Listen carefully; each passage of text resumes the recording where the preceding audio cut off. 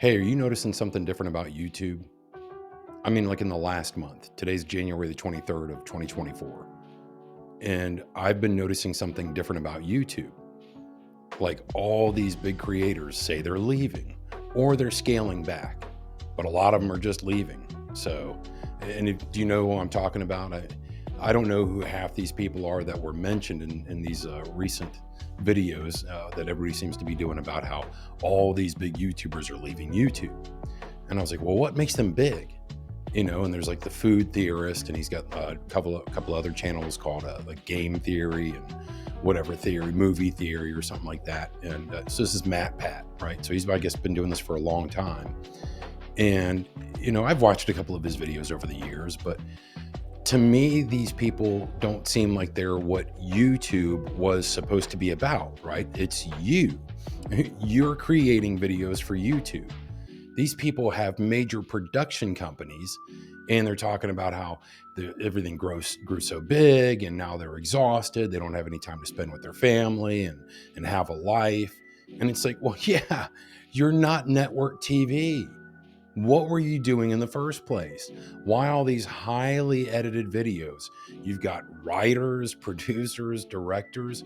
What were you doing? I look at some of the bigger successful YouTubers now, currently, like Charlie, who's Penguin Zio, right? And me Mudahar from Some Ordinary Gamers. They do like I do. They turn on their camera and they say what they have to say. They don't have any writers. It's all organic. It's their original thoughts and opinions. But when you have all these other channels out here that are studio driven, where you have a team, that's team tube. That's not YouTube. So I don't know. I'm kind of glad these guys are leaving, like go on. Because they talk about, well, Matt Pat did. Sorry, I don't want to say they. Matt Pat made a recent video back in, I guess, like November or December. And this was on his Game Theory channel. And it was talking about why he hates YouTube Shorts, and you should too. And it was, you'd have to watch it, go to like Game Theory. I'm not going to put a link or anything like that, because like these guys are leaving, right? They don't want anything to do with us anymore. They build up a huge fan base and they don't want anything to do with them anymore. So anyway, but Matt was saying how YouTube Shorts is cutting into their viewership, that they're not getting the views on their regular long format videos. What's long format? Anything longer than a minute, apparently. So it's not 3 hours, it's not an hour, it's anywhere from, like, I guess 8 minutes is the sweet spot to get all the different commercials and ads into your video. But really, that's all you need. 8 minutes, 8 to 9 minutes. I see so many videos out there that are these highly produced, highly edited, videos, and they make a 16-minute video, and it's like, you could have said all that in 5 or less. So what are you doing? And you wonder why Hollywood's failing. You wonder why nobody's watching any of the Marvel movies, all the CGI, all the terrible storytelling. They're not entertained. People aren't entertained by these highly stylized, highly produced videos. Do you know what I'm seeing more in the algorithm? What's being presented to me and recommended to me? Grandma in the kitchen. Just a camera, cell phone. Either she's got it on a pedestal or something, or a camera stand, or grandson's holding it. People telling you how to survive winter, out in the woods, just them and a camera, nothing fancy, cell phone, whatever. Just, it's not lazy content. It's just what YouTube was supposed to be, right? You got to realize, when YouTube first started out, this was it was a failed dating website, where you'd enter in your video and you'd be like, hi, I'm John, I'm a Leo, I like the color blue, like long walks on the beach. Like, that's what YouTube started off as being, that. And people would see that and be like, oh, I like him, I want to date him, or whatever. It was a failed dating website. But then they pivoted and saw, well, hey, maybe this is something else we can do, because on Facebook and MySpace and everything else, it was just photos. People were posting photos. So YouTube was you putting up your videos. Somebody sliding on the ice in the driveway, or a trip to the zoo. I think that's like still the biggest video, or like the very first video on YouTube was just a kid who was documenting his trip to a zoo.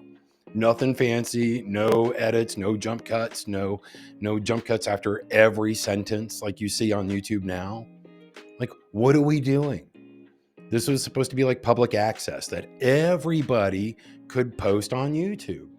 And if you were successful, you could get monetized and make some money from what you do. But I don't think it was ever supposed to be like production studio quality, where you'd have to work endless hours and then become a slave to this. It was supposed to be the antithesis of this. It was supposed to be, you do this on your time. It's got to be, if you have fun, talk about things that you enjoy. So there's people out there talking about needlepoint to, how to make food from the 1800s to whatever, right? Painting, guitar lessons, whatever. It was everything, but it was original and organic. Because when you have a team of writers, now you're not saying your thoughts. That's not original. This is not organic. It's somebody else's thoughts. You're reading from a teleprompter. I don't have a teleprompter. I've never had a teleprompter. All of this is my words, my thoughts. I turn on my computer, I turn on my camera, I turn on my microphone. I put in my hearing monitor so I make sure the audio that I'm putting out is going through because I can hear myself. And that's it. And a backdrop, right? Like I've talked about this in several videos before. This is, and this is just I want an undefined look. So many people have like plants and ferns and bookshelves and whatever. Okay, whatever. You do you. This is what I do. And I try to just be consistent. I don't have to put up a video every week. If there's nothing to say nothing, right? So versus all these people that put up unoriginal thoughts. They make a video, especially like these doctors, right? All the pseudoscience doctors, put up a video about this herbal remedy is the cure-all for whatever. And it's like, yeah, you've made this video 5 times, and so has every other quack out there. So, that's the whole thing about this is people are gravitating more back towards organic, original content. None of this Dancing with the Stars or The Real Housewives of whatever county, because they know it's produced, it's fake, it's not real, it's all hyperbole and drama. So is that what you're seeing? Are you noticing what I'm seeing? That, people like Vlad are getting more views, who's the interviewer who interviews a lot of hip hop people. But he's talking about the Cat Williams thing recently. So his views are going up because everybody's commenting on the Shannon Sharpe interview with Cat Williams. So, and again, there's so many of those creators that are doing lazy content where they're reaction videos and they show the video and they're in the corner, but they're not saying anything. They're not adding anything. That's what you're supposed to do as part of the YouTube Partner Program. If you're going to do that, you have to transform that video. So be like, if I did that, I was showing the Shannon Sharpe interview, even if it was for like a minute, there's like no time, copyright is copyright. So, if I'm talking 5 seconds and showing that clip, then I would either come back on full screen or be in the corner and pause that video and say, this is my thoughts on what's going on. This is my thoughts on what's happening. But there's so many people that don't do that. All those music, first time ever hearing Led Zeppelin, whatever. Like, come on, really? This is the first time? So before you started recording, you didn't even hear the song in preparation for your video? Whatever. So nobody's watching those anymore.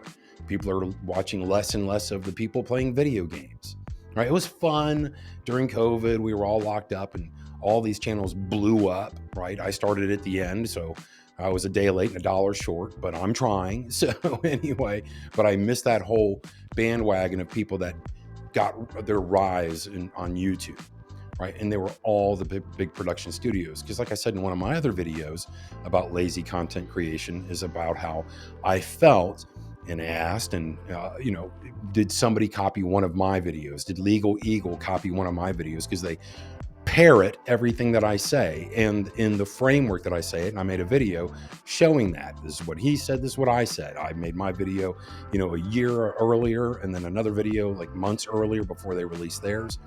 But Devin has a team of writers and directors and producers. This is a big production. It's not YouTube. That's Team 2. So he probably didn't steal what I was saying. One of his writers probably did. And he's not checking it because he doesn't have to, right? ABC, CBS, and NBC and Fox, before they air something, have to make sure that they're not copying something else, right? CBS had Magnum, and I guess it's moved somewhere else, but ABC can't come out and say like, hey, we've got a show about a detective who lives in this mansion, he drives a red Ferrari. Somebody be like, that's Magnum. So, well, okay, well, I guess we can't do that. But that's the problem with YouTube, is that there is no checks and balances. When I upload a video and somebody else uploads a video, they should get a warning like I do if there's copyrighted music. It says, hey, this is copyrighted music. This has been on here before it's on the platform, and the algorithm is searching all that. This is not manually done. Their check system does this. That's why for us creators, whenever we upload a video, it takes a little while, because uploading the video into the cloud or wherever it's going to is not the problem. It's that it's checking. The algorithm is watching and listening.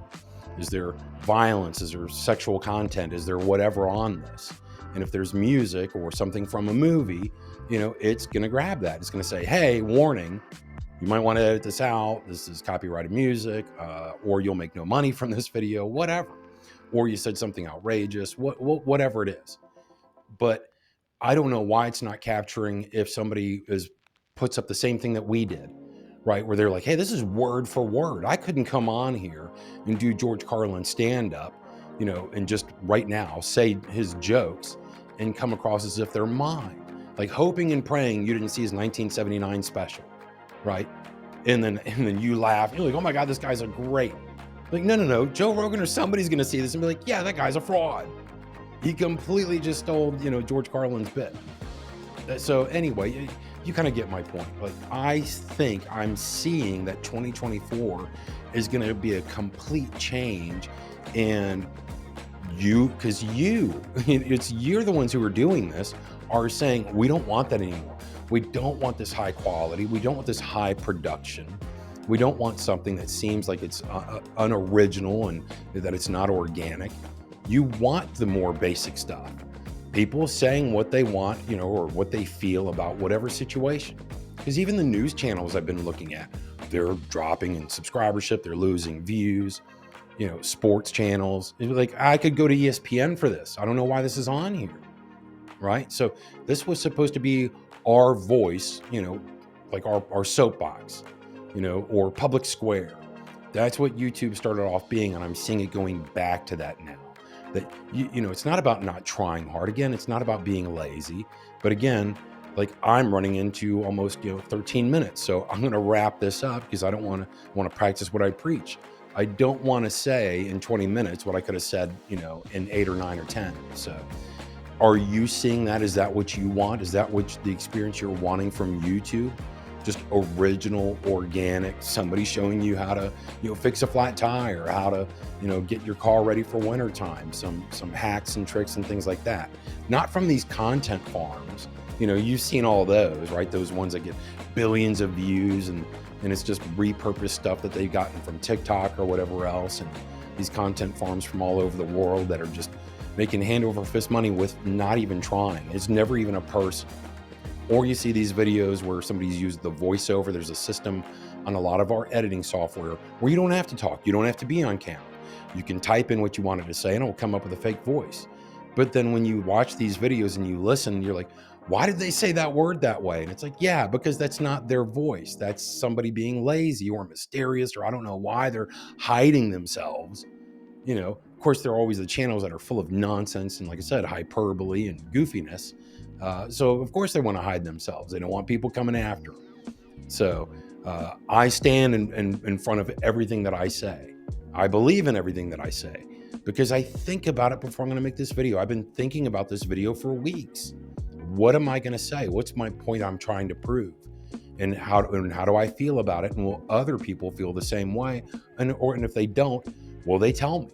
Will you leave your comments in the comment section below and tell me, like, I think you're full of crap, John. We don't care if this becomes big time studio stuff, because I think that's unsustainable. That's why these guys in their 20s and 30s are dropping out. Really? You're 30?